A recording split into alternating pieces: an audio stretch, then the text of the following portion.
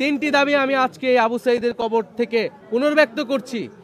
আজকের দিনে আমি জাতীয় নাগরিক পার্টির পক্ষ থেকে এবং গণ অভ্যুত্থানে অংশগ্রহণকারী সকল ছাত্র জনতার পক্ষ থেকে আবু সাঈদ সহ সকল শহীদদের, আহতদের স্মরণ করছি এবং আমাদের যেই দাবি ছিল যে বিচার, সংস্কার এবং নতুন সংবিধান, সেই তিনটি দাবি আমি আজকে আবু সাঈদের কবর থেকে পুনর্ব্যক্ত করছি।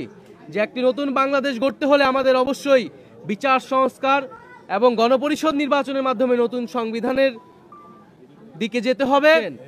আমরা আবু সাঈদের কবর থেকে ঘোষণা করছি, আমরা বাংলার প্রতিটি পথে প্রান্তরে যাব।